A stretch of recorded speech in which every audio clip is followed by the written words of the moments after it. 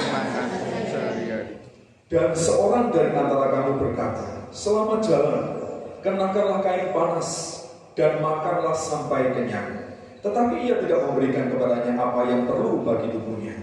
Apakah gunanya itu? Demikian juga halnya dengan iman. Jika iman tidak disertai perbuatan, maka iman itu Tetapi mungkin ada orang berkata, padamu ada iman dan padaku ada perbuatan. Aku akan menjawab dia, tunjukkanlah kepadaku imanmu itu tanpa perbuatan, dan aku akan menunjukkan kepadamu imanku dari perbuatan-perbuatanku. Aku percaya bahwa hanya ada satu Allah saja.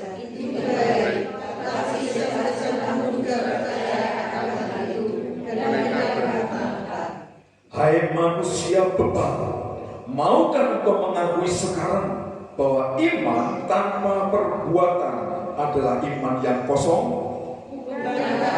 kamu Bapa kita dengarkan karena perbuatan-perbuatannya. Ketika ia mempersembahkan anaknya di atas mezbah. Kamu lihat bahwa iman bekerja sama dengan perbuatan-perbuatan, dan oleh perbuatan-perbuatan itu iman menjadi sempurna. Dengan jalan demikian, genaplah nas yang dikatakan. Lalu percayalah kamu kepada Allah, maka Allah mempertemukan itu kepadanya sebagai kebenaran. Karena itu Abraham disebut sahabat Allah. Jadi kamu lihat bahwa manusia dibenarkan karena perbuatan-perbuatannya dan bukan hanya karena iman.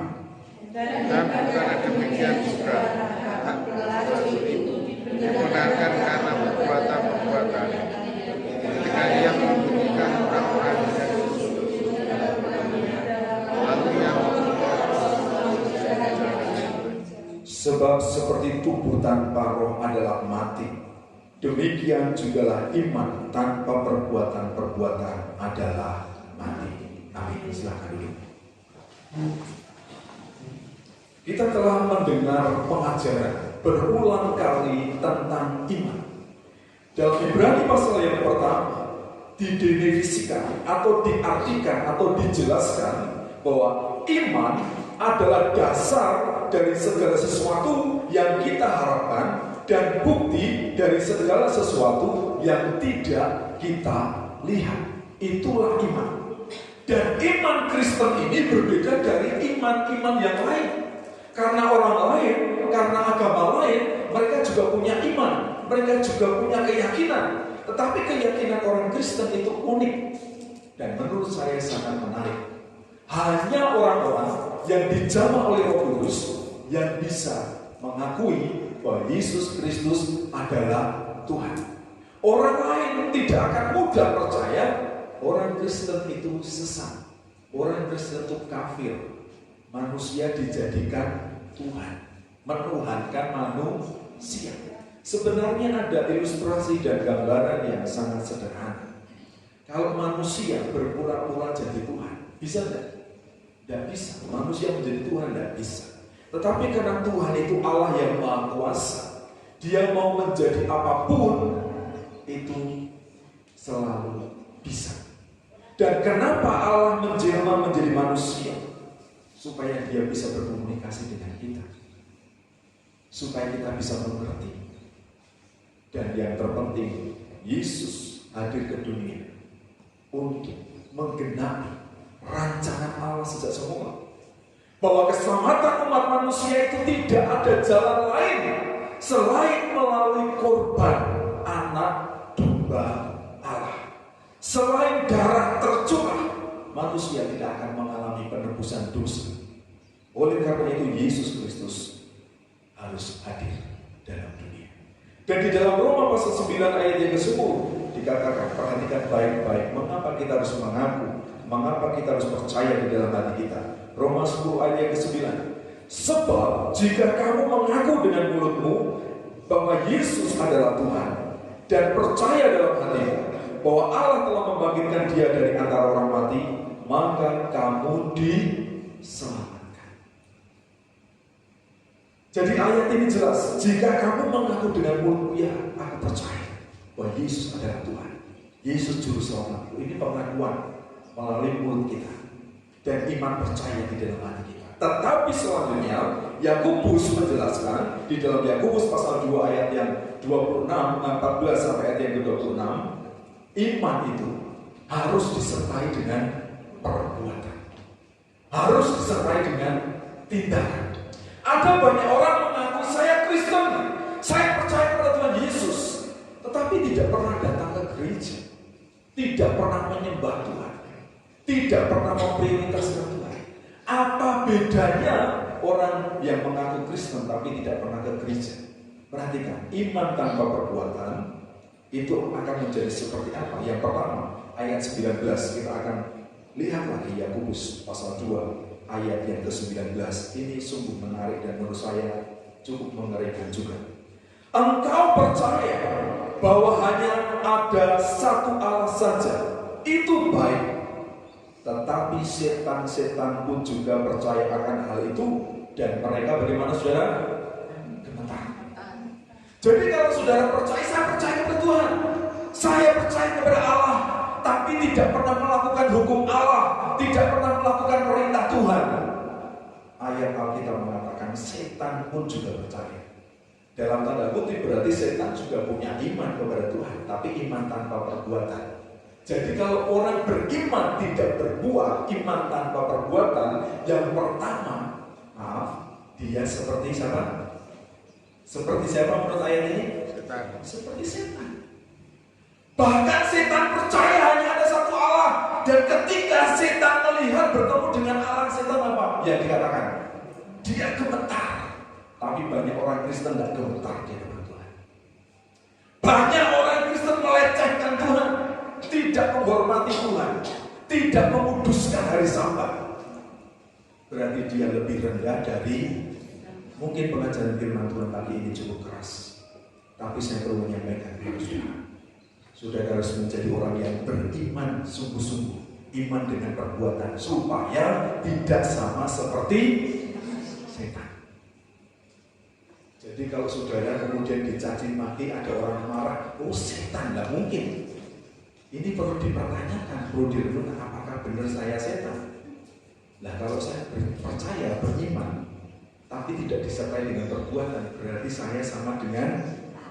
Karena banyak orang beriman, tidak mengerti firman Tuhan, tidak melakukan firman Tuhan, dan hidupnya tidak jauh berbeda dengan setan. Perbuatannya jahat, kata-katanya jahat, menyakiti, melukai, membunuh karakter. Jadi yang namanya pembunuhan itu tidak hanya pembunuhan secara fisik, tapi pembunuhan karakter. Hati-hati saudara. Itu yang pertama. Jadi kita tidak sama dengan setan. Dulu kita belenggu dosa, kita hamba dosa, kita hamba setan, hamba iblis, hidup dalam kegelapan, suka melakukan kejahatan, tetapi sekarang kita diubahkan. Itu yang pertama. Kemudian yang kedua, kalau orang beriman tetapi tidak melakukan perbuatan. Kalau tadi mungkin kita bisa lihat yang pertama tadi itu setan bisa berbicara dengan Allah enggak? Bisa. Dalam kisahnya Ayub perjanjian lama itu Tuhan bertanya kepada iblis, dari mana kamu iblis? Oh aku dari jalan-jalan, aku dari healing. Dia keliling. Dan Tuhan bertanya, apakah kamu lihat hambaku Ayub? Berarti iblis, setan, berkomunikasi dengan Tuhan. Dia bisa datang kepada Tuhan dalam perjanjian lama. Dalam perjanjian baru, setan bisa bicara kepada Yesus enggak? Bisa. Dalam satu kejadian, iblis, setan, berbicara kepada Yesus. Hei anak Daud, mau apakah engkau dengan aku? Setan bisa berbicara kepada Tuhan. Dan ketika setan merasuk dalam jiwa seseorang, kemudian dalam satu kisah, setan itu, iblis itu diusir oleh Tuhan Yesus dari tubuh seseorang, dan setan itu, iblis itu minta izin bagaimana? Izinkan aku masuk ke tubuh siapa? Babi. Dan setan iblis ini tadi keluar dari tubuh seseorang, masuk ke dalam tubuh babi. Kemudian babi ini masuk ke mana, saudara? Ke jurang. Alkitab mencatat, Injil mencatat ada berapa ratus babi?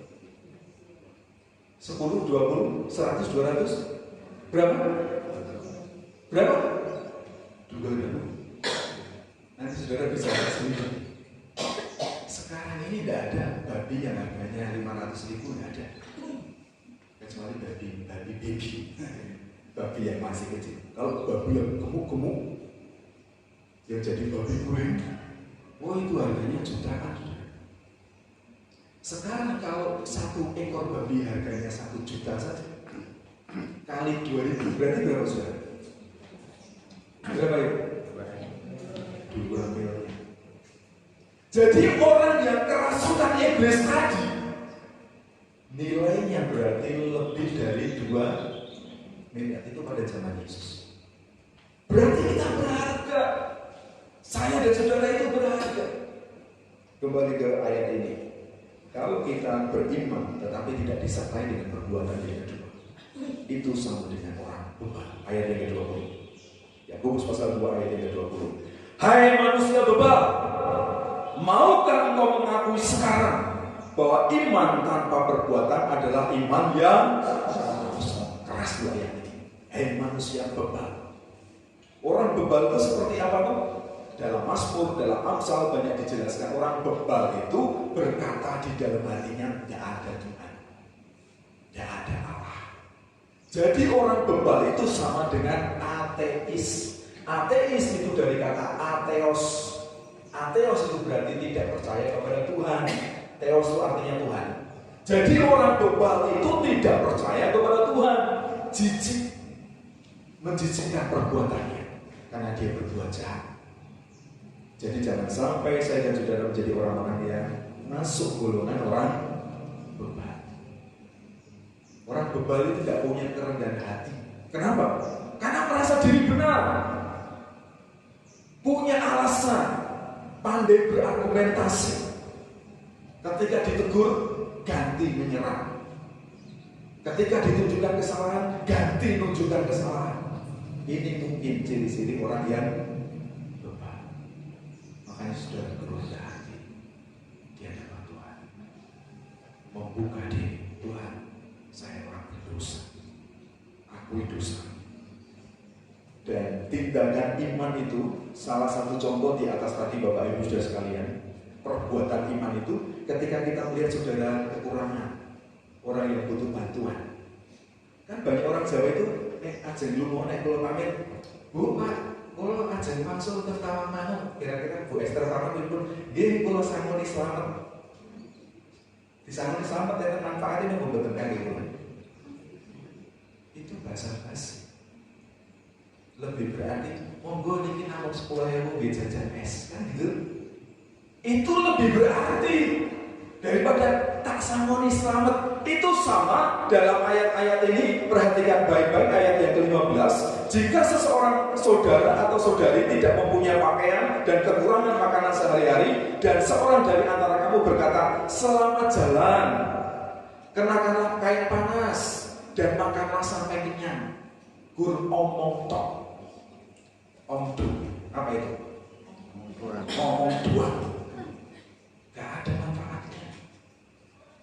Banyak di antara kita seperti itu kadang. Ketika ada orang lain sedang dalam kekurangan, kowe iki kudune berdoa, kowe kudune meminta sama Tuhan. Aku harus meminta sama Tuhan. Ya wis tak bantu minta sama Tuhan. Kadang sekali waktu ada seorang anak SMP. Anak SMP masih kecil, mungkin kalau koncone Noel gitu ya. Noel gede, nampaknya gede, tapi pikirannya kecil. Katakanlah anak SD lah, nggak SMP, SMP udah gede. Anak SD, dia berdoa sama orang tuanya, doa malam, mungkin doa malam, pokoknya misbah keluarga. Bapaknya ini berdoa untuk tetangganya, Bapa kami di dalam surga, berkatilah tetanggaku yang saat ini sedang dalam kekurangan. Saya dengar dia tidak punya beras, dia tidak punya bahan makanan. Tuhan tolong Kalau Tuhan memberkati saya di dapur saya itu banyak beras Tuhan, tolong berkati tetangga saya ini supaya Tuhan memberkati saya. Kemudian anaknya gantian berdoa, Tuhan, kiranya Engkau memakai bapak saya menjadi jawaban doa, menjadi saluran berkat. Saudara ngerti maksudnya? Kadang kita nggak perlu berdoa, nggak perlu mendukung doa ketika ada orang susah, tapi saudara menjadi jawaban doa. Tuhan pakai saudara untuk menjadi jawaban doa dari tetangga saudara. Itu yang Tuhan mau. Jadi jangan berkata, oh iya tak sama nih selamat ya. Kau nek mulai gawa oleh lo nyamal iki ora kok. Mulai jaluk nek ati yo prek-prek. Jadi kadang kita seperti itu. Tapi gak ada gunanya. Perhatikan baik-baik. Tetapi ia tidak memberikan kepadanya apa yang perlu bagi tubuhnya.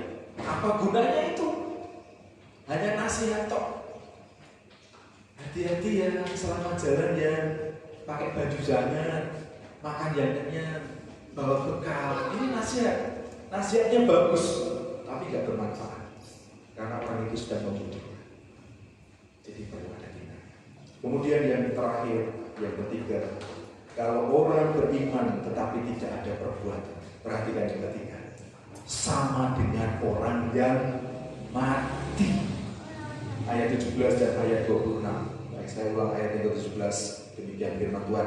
Demikian juga halnya dengan iman. Jika iman itu tidak disertai perbuatan, maka iman itu pada hakikatnya adalah mati. Ayat 26. Kita lompat karena ini diulang 2 kali.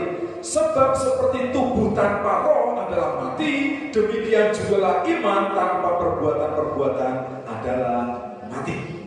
Jadi saya mau tegas berbicara kepada saudara, kalau ada orang Kristen tapi nggak pernah ke gereja, berarti sebenarnya dia adalah mayat hidup. Dia hidup tapi mati. Zombie.